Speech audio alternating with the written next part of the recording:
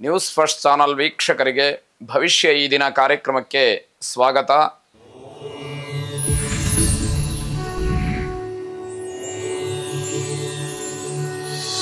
ಮೊದಲು ಮೇಷರಾಶಿ.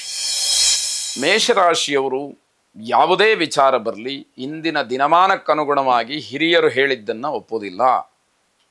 ನೀವ್ಯಾವುದೋ ನಿಮ್ಮ ಕಾಲದ್ದನ್ನು ಹೇಳ್ತಾ ಇದ್ದೀರಿ, ಅದು ಇವತ್ತಿಗೆ ಸರಿಯಾಗೋದಿಲ್ಲ, ಇವತ್ತಿಗೆ ಹೊಂದಾಣಿಕೆ ಆಗೋದಿಲ್ಲ ಅನ್ನುವಂತಹ ವಾದ ನಿಮ್ಮದಾಗಿರುವಂಥದ್ದು.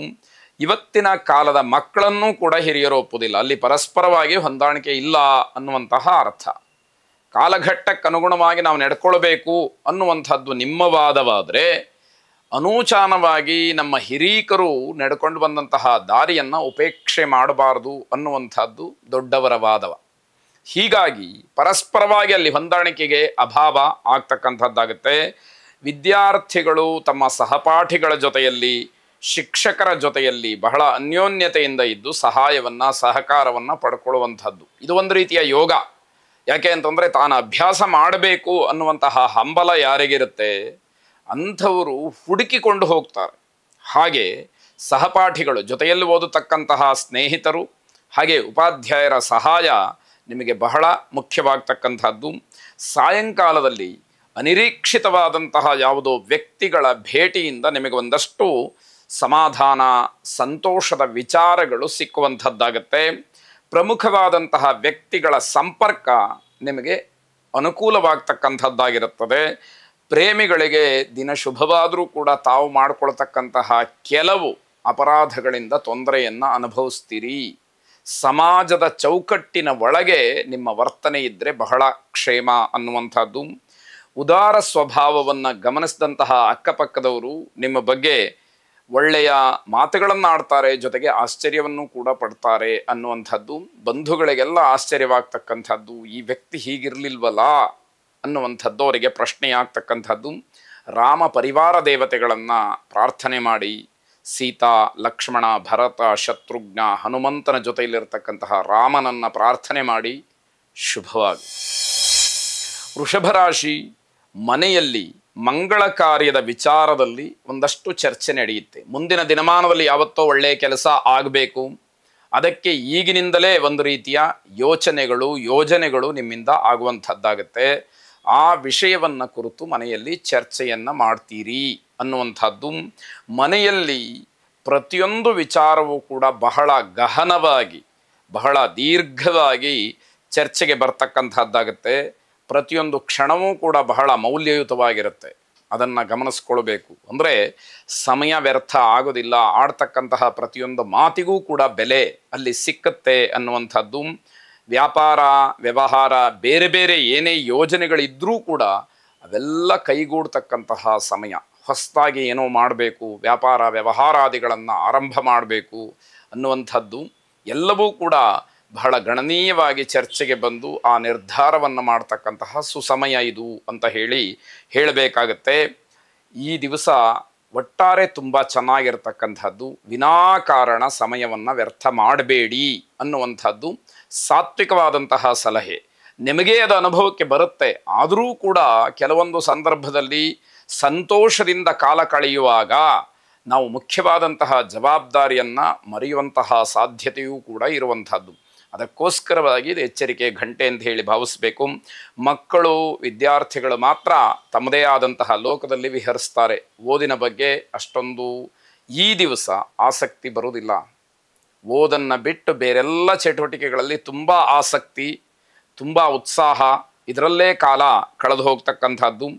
ಮನೆಯವರಿಗೆ ಬಹಳ ಸಂತೋಷ ಮತ್ತು ತೃಪ್ತಿಯನ್ನು ನೀವು ತಂದು ಕೊಡ್ತೀರಿ ಅಂತಕ್ಕಂಥದ್ದು ಬಹಳ ವಿಶೇಷವಾದ್ದು. ಮಹಾವಿಷ್ಣುವಿನ ಆರಾಧನೆಯನ್ನು, ಮಹಾವಿಷ್ಣುವಿನ ಪ್ರಾರ್ಥನೆಯನ್ನು ಮಾಡಿ ಶುಭವಾಗಿ. ಮಿಥುನ ರಾಶಿ. ಪ್ರೇಮಿಗಳಿಗೆ ತುಂಬ ಶುಭವಾದಂತಹ ದಿವಸ.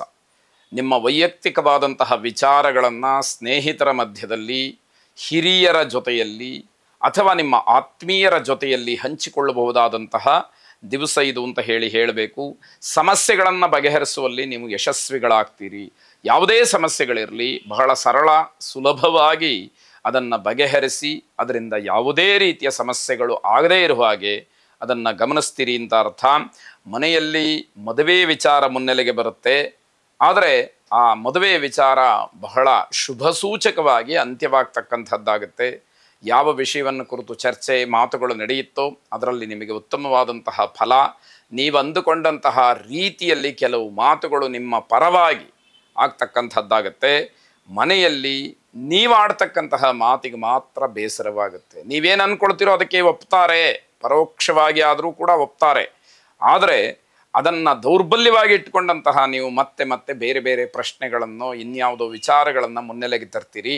ಅದು ಕೆಲವರಿಗೆ ಬೇಸರವಾಗುತ್ತೆ. ಅವರು ಬೇಸರಗೊಂಡಿದ್ದರಿಂದ ಬರ್ತಕ್ಕಂತಹ ಮಾತುಗಳು ನಿಮಗೆ ಮತ್ತೆ ಬೇಜಾರನ್ನು ಮಾಡುತ್ತೆ ಎನ್ನುವಂತಹ ಅರ್ಥ. ಮನೆಯವರ ಜೊತೆಯಲ್ಲಿ ನಿಷ್ಠೂರವಾಗ್ತಕ್ಕಂತಹ ಸಾಧ್ಯತೆಯೂ ಇದೆ. ನಿಮಗೆ ಒಳ್ಳೆಯದು ಮಾಡಿದರೂ ಕೂಡ ನೀವು ನಿಷ್ಠುರವಾಗ್ತೀರಿ ಅಂತಂದರೆ ನಿಮ್ಮ ಬದಲಾವಣೆ ಅಥವಾ ನಿಮ್ಮ ವ್ಯಕ್ತಿತ್ವವನ್ನು, ನಿಮ್ಮ ನಡವಳಿಕೆಯನ್ನು, ನಿಮ್ಮ ಮಾತನ್ನು ಒಂದಷ್ಟು ಬದಲಾಯಿಸ್ಕೊಳ್ಬೇಕು ಅಂತ ಅರ್ಥ. ಯಾವುದಕ್ಕೋಸ್ಕರ ನೀವು ಹೋರಾಟ ಮಾಡ್ತಿದ್ದೀರೋ, ಯಾವ ವಿಚಾರವನ್ನು ಕುರಿತು ಇದು ನನ್ನದಾಗಬೇಕು, ನಾನು ಹೇಳಿದಾಗ ಆಗಬೇಕು, ನನ್ನ ಪರವಾಗಿ ಆಗಬೇಕು ಅಂತ ಹೇಳಿ ಆಲೋಚನೆಯನ್ನು ಮಾಡ್ತಿದ್ದೀರೋ, ಅದು ನಿಮ್ಮಂತೆ ಆದಾಗ ಮತ್ತ್ಯಾಕೆ ಹೋರಾಟ ಅನ್ನುವಂಥದ್ದು ಪ್ರಶ್ನೆಯಾಗತ್ತೆ. ಯಾರು ವಿಶೇಷವಾದಂತಹ ಪ್ರತಿಭೆಯನ್ನು, ವಿದ್ಯೆಯನ್ನು ಹೊಂದಿರುವಂಥವರಿದ್ದಾರೆ ಅವರಿಗೆ ಅದನ್ನು ಸಮಾಜಕ್ಕೆ ತೋರಿಸೋದಕ್ಕೆ ಅಥವಾ ನಿಮ್ಮ ಪ್ರತಿಭೆಯನ್ನು ಹೊರಗಿನ ಪ್ರಪಂಚಕ್ಕೆ ತೋರಿಸೋದಕ್ಕೆ ಉತ್ತಮವಾದಂತಹ ಸಮಯ. ಅದರ ಸದುಪಯೋಗವನ್ನು ಮಾಡಿಕೊಳ್ಳಿ. ವೈಶ್ರವಣನ ಉಪಾಸನೆಯನ್ನು, ಪ್ರಾರ್ಥನೆಯನ್ನು ಮಾಡಿ. ಶುಭವಾಗಿ. ಕರ್ಕಾಟಕ ರಾಶಿ, ಕಷ್ಟಪಟ್ಟು ದುಡಿದು ತಿನ್ನುವಂಥವ್ರಿಗೆ ಈ ದಿವಸ ಒಳ್ಳೆಯದಲ್ಲ. ನೋಡಿ ಎಷ್ಟು ವಿಚಿತ್ರ ಅಂದರೆ, ಯಾರು ಪ್ರಾಮಾಣಿಕವಾಗಿ ಕೆಲಸ ಮಾಡ್ತಾರೋ ಅವರಿಗೆ ಯಾವುದೇ ರೀತಿಯ ಗೌರವ ಸಿಕ್ಕುವುದಿಲ್ಲ.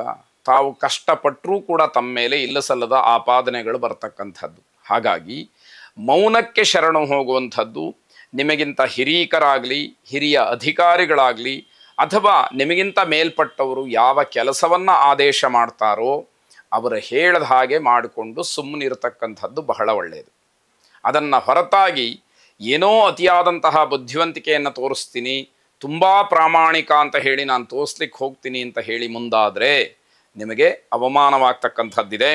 ರಾತ್ರಿಯ ಹೊತ್ತಿಗೆ ನಿಮ್ಮ ವ್ಯವಹಾರದ ಸ್ಥಳದಲ್ಲಾಗಲಿ ಮನೆಯಲ್ಲಾಗಲಿ ಜಗಳಕ್ಕೆ ಅವಕಾಶ ಇದೆ. ಯಾವುದೋ ಒಂದು ಒತ್ತಡದಿಂದ ನೀವು ಆಡ್ತಕ್ಕಂತಹ ಮಾತು ಜಗಳಕ್ಕೆ ಕಾರಣವಾಗತ್ತೆ ಅಂತ ಹೇಳಬೇಕು.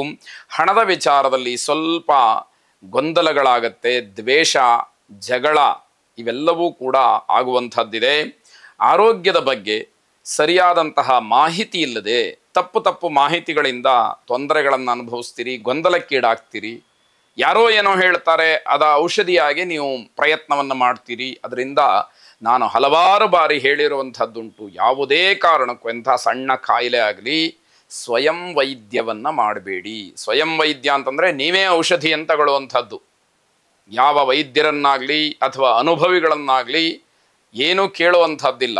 ನಿಮಗೇನೋ ಅನ್ನಿಸ್ತು ಅಥವಾ ಇನ್ಯಾರೋ ಹೇಳಿದ್ದನ್ನು ಕೇಳಿದ್ರಿ ಅದನ್ನು ತಗೊಳ್ಳುವಂಥದ್ದು, ಇದು ದೊಡ್ಡ ತಪ್ಪಾಗುವಂಥದ್ದು. ಆಹಾರ, ಔಷಧೋಪಚಾರ ಈ ಎರಡೂ ವ್ಯತ್ಯಾಸವಾದಾಗ ತುಂಬ ಕಷ್ಟವಾಗುವಂಥದ್ದಿದೆ. ಸೂಕ್ಷ್ಮವಾಗಿ ಜಾಗ್ರತೆಯಾಗಿ ಅದನ್ನು ಗಮನಿಸ್ಕೊಳ್ಬೇಕಾದಂಥದ್ದು.